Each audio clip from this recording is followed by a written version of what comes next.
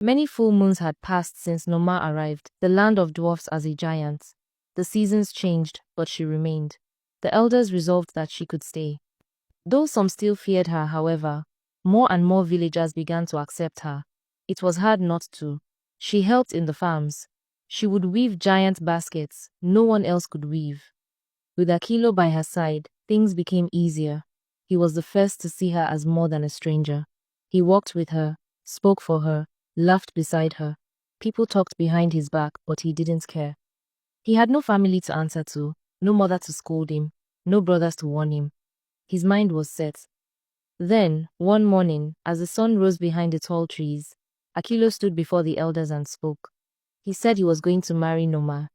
The village fell silent. A dwarf and a giant? How would that even work? Who had ever heard such a thing? But Akilo's face was strong with decision. He had made up his mind. And the truth was, more villagers smiled than frowned. So the wedding happened. It was the biggest the village had ever seen. Mats were spread under the tallest trees. Clay pots overflowed with roasted yams and sweet roots. Fruits and vegetables were piled high. Children danced. Goats bleated. And even the sky seemed brighter.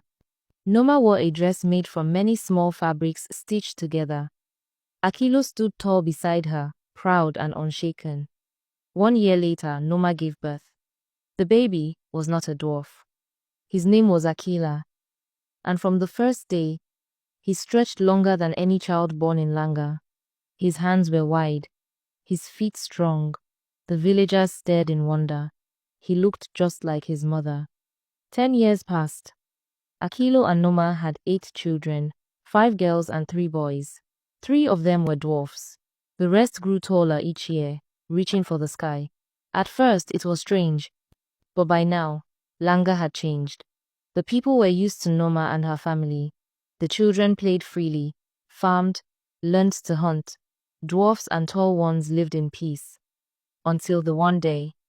It was during a hunt. Akila, now 18, went with a group of boys, who were his age mates. They were chasing a rabbit through the bush. The rabbit ran fast. A spear was thrown, and it struck the rabbit just as it darted under a log and fell. Akila reached it first and picked it up. But another boy, a dwarf named Temu, shouted.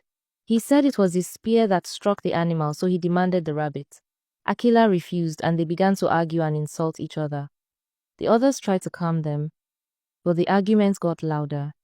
Temu pushed Akila and Akila shoved him back. Temu reached for the rabbit again. In a burst of anger, Akila grabbed a rock and struck Temu on the side of the head. Temu fell. At first, they thought he was just hurt, but when they saw the blood gushing out and how still he was, fear gripped their hearts. Temu didn't move again. Akila stepped back, his eyes wide, his hands shaking. He dropped the rock and ran into the thick forest. The others lifted Temu and carried him back to the village. But it was too late. Temu was dead. Word spread fast. From hut to hut, from tree to tree. The son of the giant woman had killed a dwarf. The village was in chaos.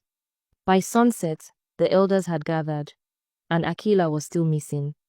The people stood at the edge of the square, whispering. Was it an accident? Or was it the beginning of something far worse?